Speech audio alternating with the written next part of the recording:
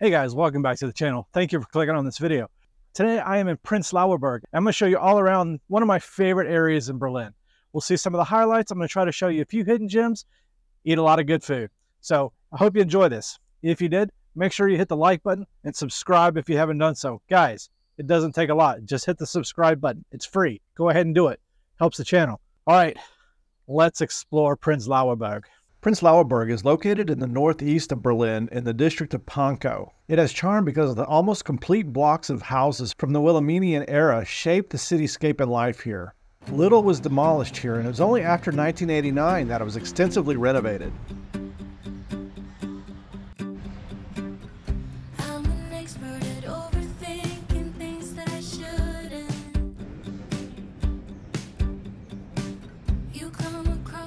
Okay, before we get started exploring, I am starving.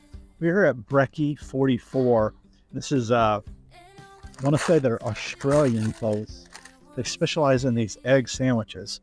And this thing looks amazing. And I got a cafe latte. I don't think I've had a latte in a while.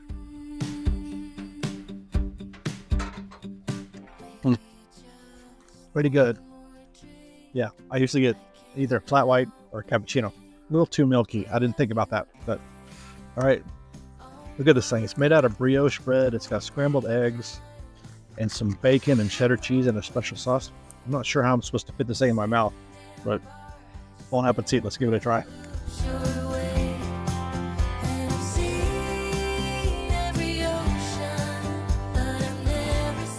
Yeah. That's really good.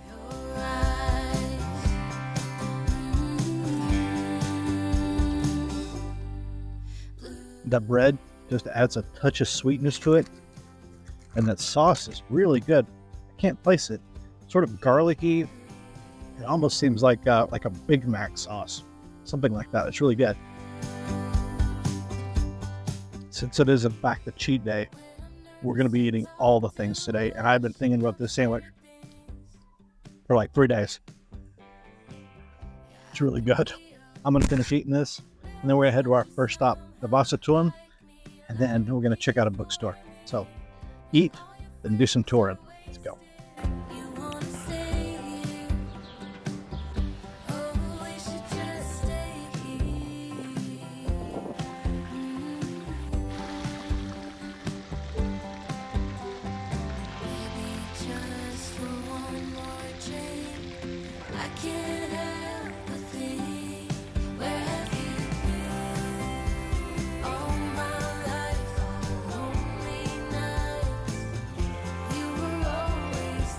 So it's only 10, and apparently the King George English bookstore that I was planning on going to doesn't open till 11.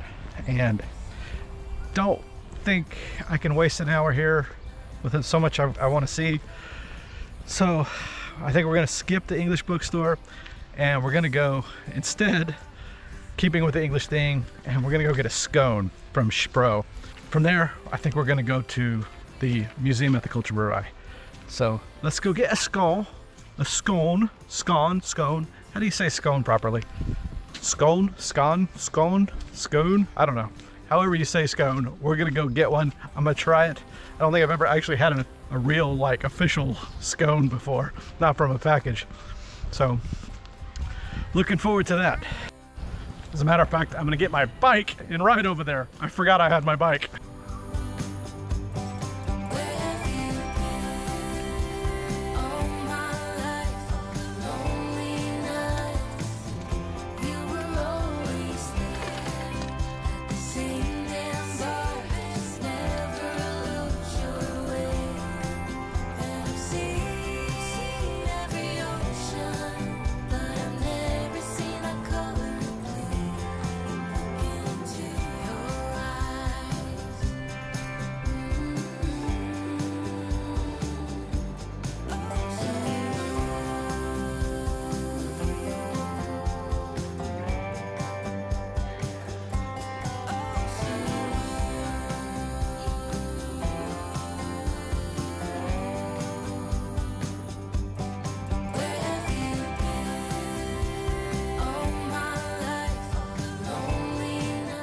So currently I wasn't recording the audio for any of that part.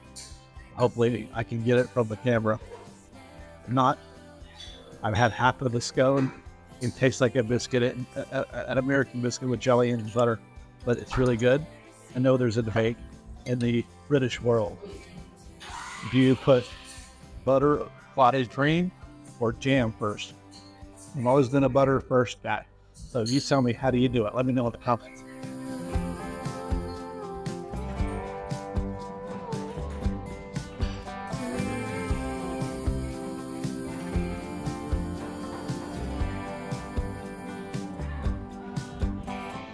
This is a perfect little mid-morning snack.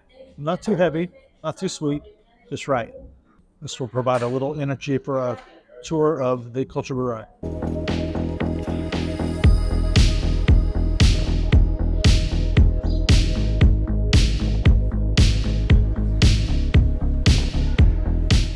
All right, so I think the scone was okay.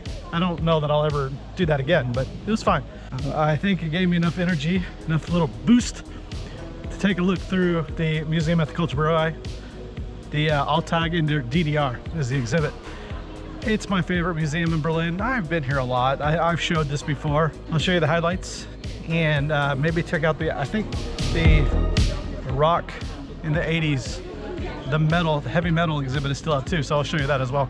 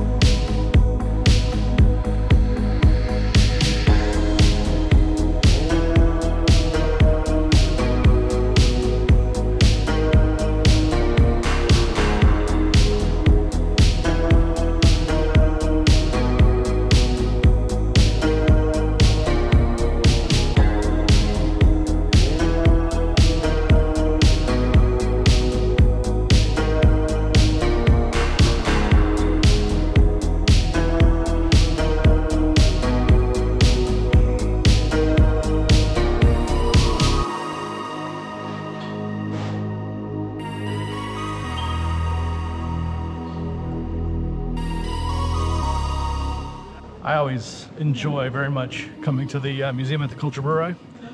I always recommend it to people coming here. If you have the choice between coming out to here to Prenzelauer Berg and going to the Alltag in der DDR exhibit at the museum at the Kulturbrewerei, or going to the DDR museum and paying like 20-something euros, come here. It's so much better. It's cheaper, it's free, and I think it's a better exhibit. So if you're coming to Berlin and you want to check out what life was like in East Germany during the Cold War, come here.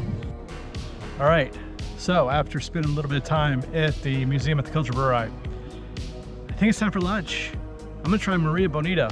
It's a Mexican restaurant. If you've watched my channels, you know I have not found any decent Mexican food in Berlin in 4 years.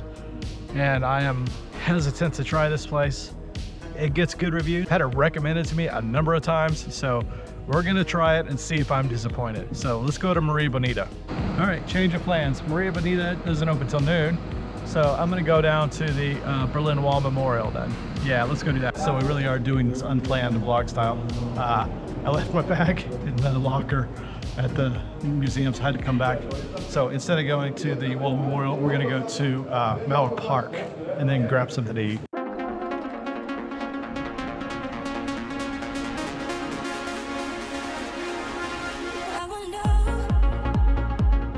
This is a memorial for those in Prenzelauer Berg who resisted fascism. I haven't ever noticed this before. And that triangle, the red triangle was used at the camps, especially at Sachsenhausen to denote socialist, communist. Again, this is basically saying all resistance was socialist, communist resistance. Obviously, this plays into this was built during the East German period. And so that was the narrative up until the mid-80s, was all resistance, all acts of resistance were anti-fascist, communist resistance. So we know that's not true now. There was significant amount of Jewish resistance and other like lone wolf resistance as well. Yeah, it's the second day of July and it's downright cold. Whew. It's starting to sprinkle a little bit. I don't know how much more of this I'm going to get done today. This may have to be a 2-day affair.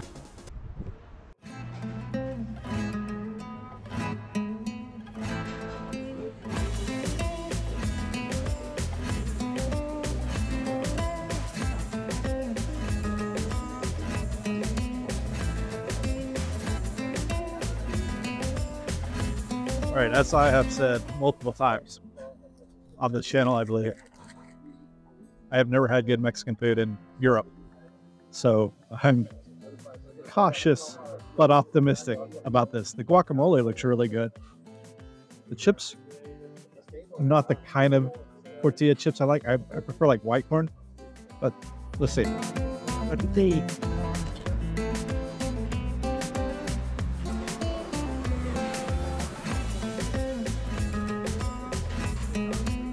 Guacamole is good. It actually has salt, pepper. It has flavor to it. It's really good.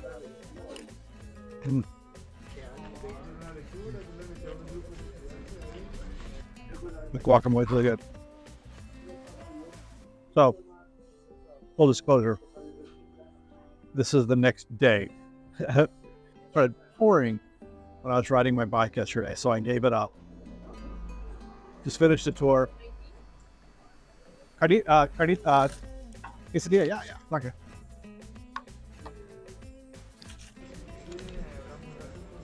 All right.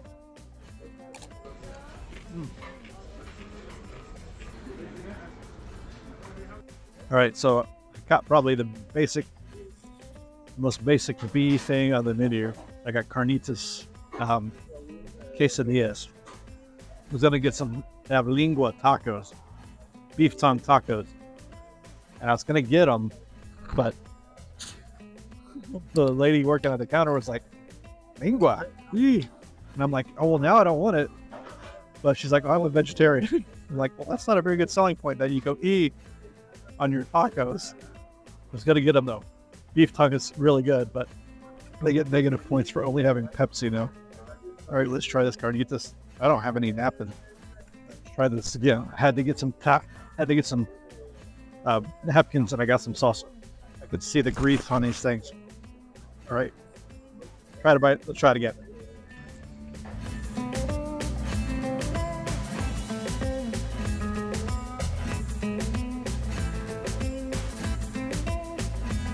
You look up.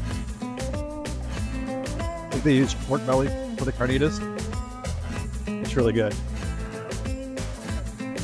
Yeah, that's good. Try a little bit of salsa.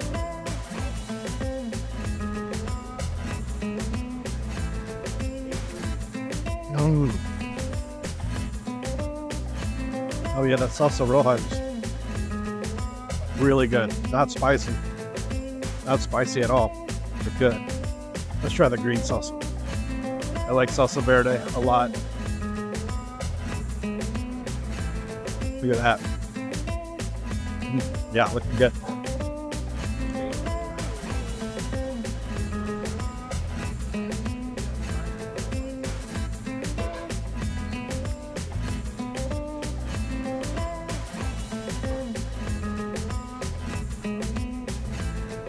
It's official. Bonita, best Mexican food I have had in Berlin, without a doubt, 100%. It's really good. I have to admit, that was incredible. I miss Mexican food. I think since I'm over here, I'm gonna go back to that English bookstore. Check it out. Then we're gonna head to, I think we're gonna head to Mauerpark. Maybe. I've got some other things a few other things I want to see before then that I wasn't gonna do yesterday because it's rainy. But maybe today, we'll go check those out.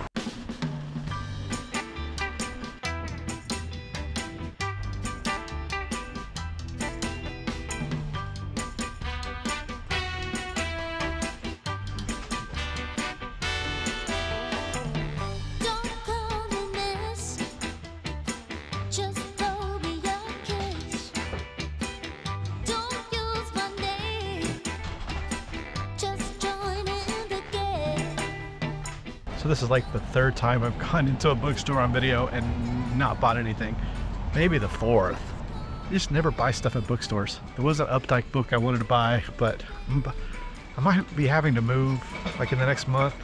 And the less I have to move, the better. Plus I have to finish this 6N Lee series. I'm on the third book and it's really long and I've got a long ways to go. So I'm gonna finish that, and then I also have a book, The Constant Gardener by John le Carré I want to read before I buy any more books.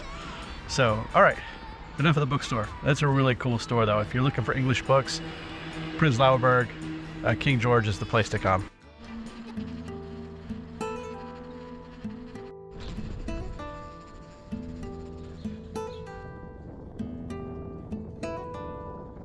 Sometimes you forget you're in old East Berlin, and then you're reminded quite starkly.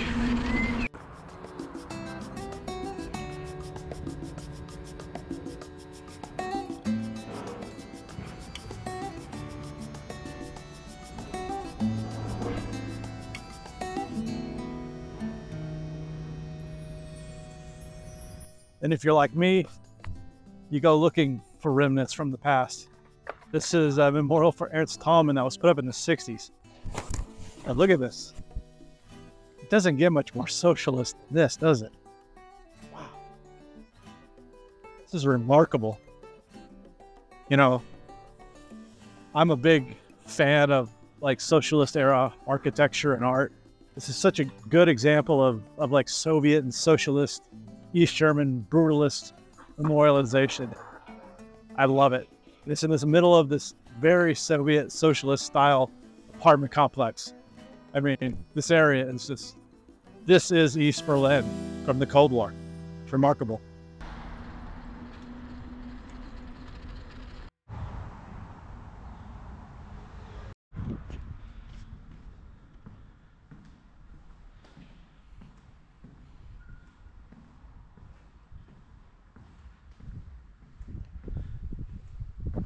It's a cute little Hof. Looks like they have a something over here.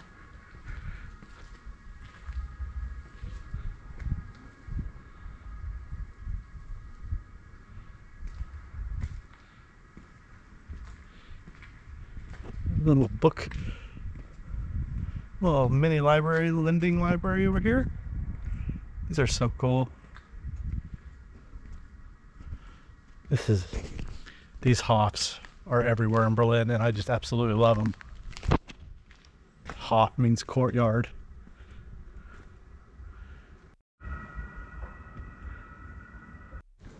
I can't seem to find the memorial, and the man that was working in there didn't really speak English. Don't think he understood what I was asking. He sent me upstairs and there was nobody upstairs. So, I don't know. I don't know. Okay, well, I can't find it. So, I think I'm gonna give up. But this is a really quite a cool area. So there's a little park over here. Let's check out this park.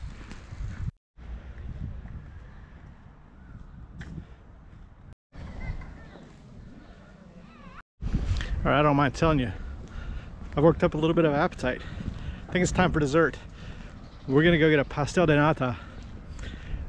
If we're being honest, it's about 2 blocks outside of Prenzelauer Berg, but going there for another video, so we're gonna record that and try a pastel de nata. Let's go.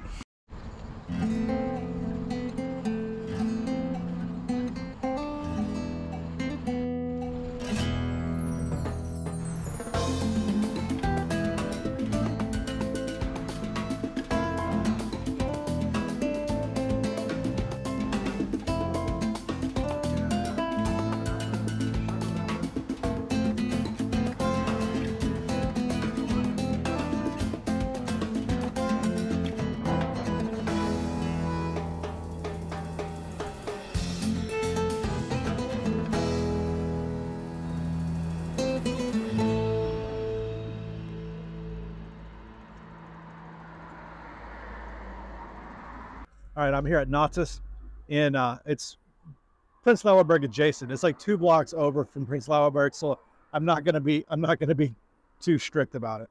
These pastel de natas are incredible. It's a custard dessert in a tart and like a flaky front sheet and like a flaky crust, like a tart crust. It's really good. This kind of dessert is my favorite dessert of all time. I would much rather have this than almost anything. It's so good. My grandma used to make this pie. I think she called it like icebox pie. It was basically an egg custard filling in a pie crust. And it's one of my favorite things I've ever had. This reminds me of that a lot. Not quite as sweet, but really good. I think I'm gonna have to call it a day after this. This is gonna be a multiple day video. We're about to get some rain, I think, and I want to get home before it rains. So we'll continue our exploration of Prenzlauer Berg probably in a couple days. So now I'm officially on day 3 of what was going to be a one-day recording session for Prenzlauer Berg. But that's okay. Had some really bad weather. But today it's cool, but at least it's sunny, at least partly sunny. Looks like we got some clouds naturally because I just started talking. But I did come back here to the Stadtteilzentrum Prenzlauer Berg because I did a little bit of further research on the orphanage that was here. And apparently it's not like quite a memorial, but it is a memorial. There's no tablet that says this is a memorial, but they have photos on the second floor, the first floor, that we're gonna go check out.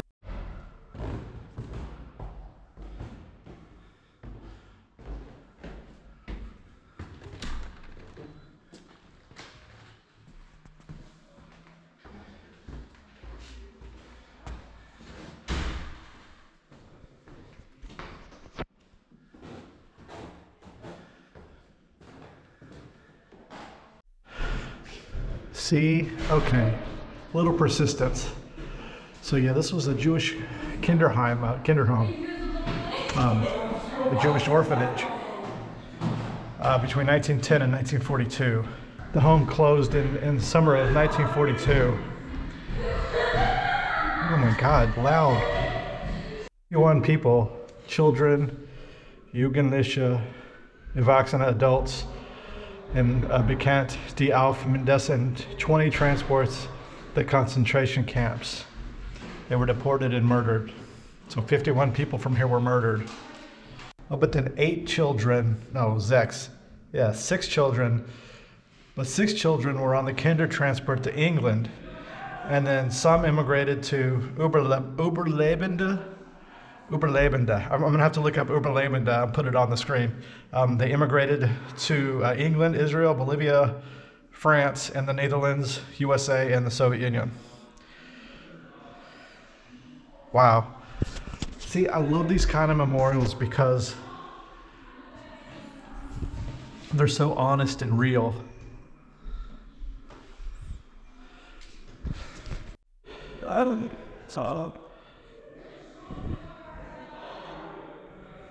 Alle Zeitzeugen bestätigen, dass dieses Haus hier für sie Schutz und Geborgenheit bedeutete. That's really cool. They have QR codes where you can hear about the photos here. Obviously, I can't really understand them all that well, so it doesn't do me much good. But if you're a German speaker, that's amazing.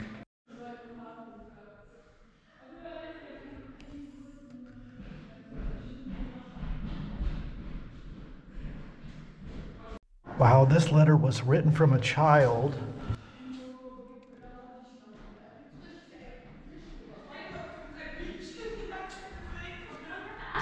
who apparently went to Tel Aviv. It says, the end, Berlin Mitte, May 1945. Ja, da lag ich in einer Ecke im Keller und versuchte einzuschlafen, das Drinnen der können dich pfeifen. Der eingeschlagenen, I can't read it very well. Der Kellner wurde von den einfallenden Bomben.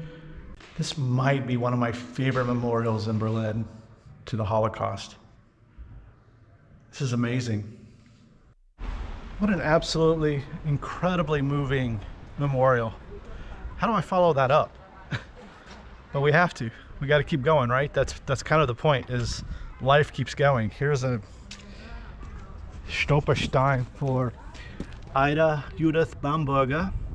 She lived here, she worked here, and she was murdered at Auschwitz, 1942. I always think the story, one of the stories in these memorials that you have to take from it is that you have to keep living. You have to live for these people. You have to keep going. So we're gonna keep going. Yeah, so we're gonna go see something a little bit different now. Let's go.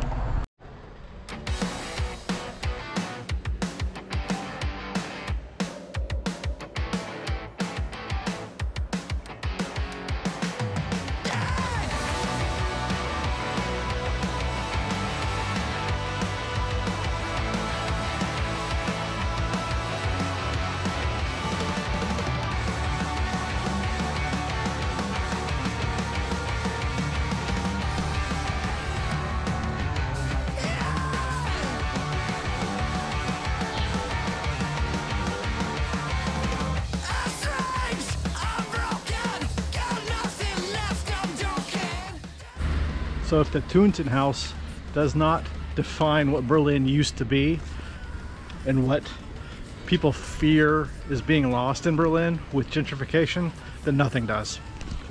And this block in particular is a pretty good example of the changing demographics and the gentrification of Berlin, because right across from it, definitely a little bit more on the gentrified side of things.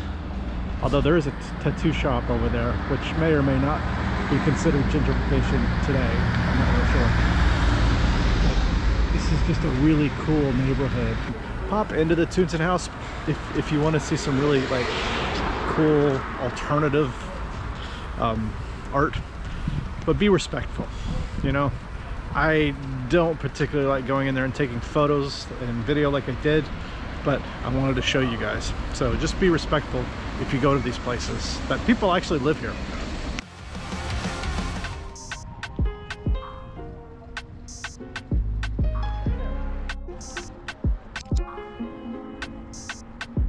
Look, we tastemakers, groundbreakers, we crown shakers, moved us out the margin, we're writing, that's how we found paper, hustle nature, since we was riding back on the scooter razors, had no stable footage since then, I've been an earthquaker, brown sugar and cinnamon, don't think that I'm the greatest.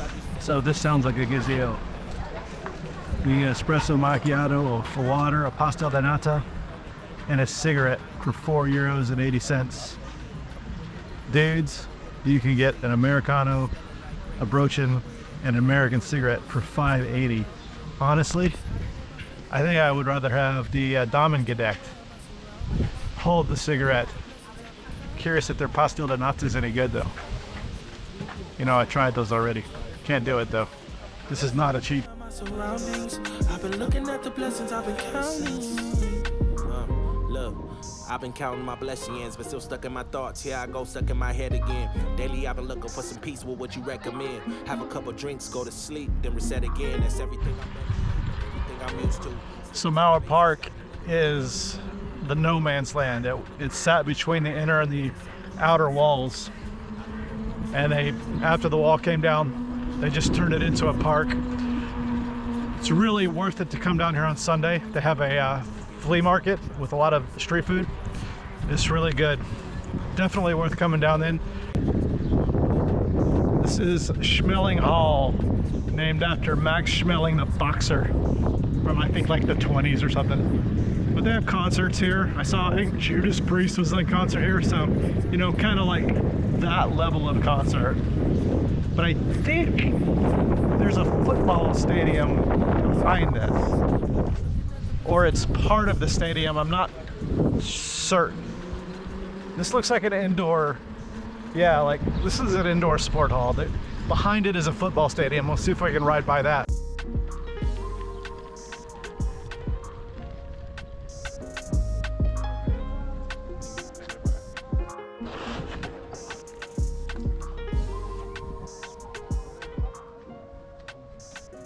I'm just too aware of my surroundings, looking at the blessings I've been counting. The world been moving crazy all around me. I was hiding in my feelings. I'm not quite sure what's going on here, but it looks like they're having some sort of like community event, painting the wall, or painting, yeah, well, the wall. But this is the wall to, I think, the stadium. I don't think this is the actual wall.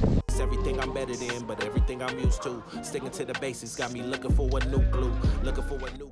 See, they're like going all the way down here. It looks like they're painting over it here. Oh, that really listens and talk me through it.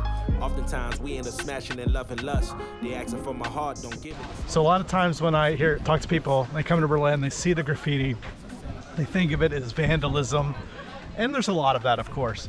But a lot of this is art. A lot of this is street art. Now, you can debate whether it's good or not. Probably 99% of all art is garbage anyway.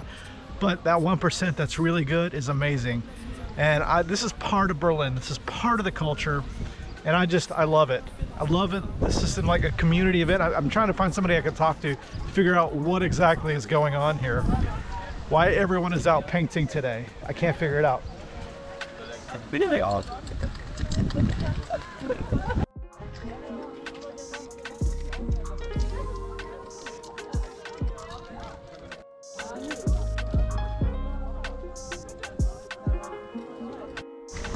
I'm not gonna lie, I'm getting kind of high over here from these fumes.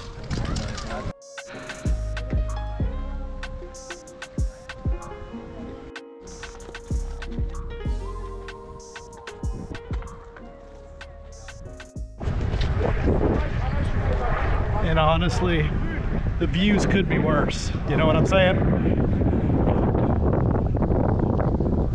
There are certainly worse ways to spend an afternoon than cruising around this park, finding graffiti artists, apparently teaching a class or something. I can't find anyone to ask.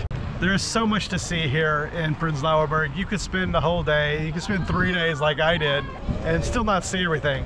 But it's a cool area with a cool vibe. It's a great place to stay. Check out hotels, Airbnbs in Prenzelauer Berg. You will not be disappointed. I hope you like this. If you did, make sure you hit the like button. Subscribe if you haven't done so. Let me know. If you've been to Berlin, did you stay in Prenzelauer Berg? Let me know in the comments. So guys, until next time, I'll see you later.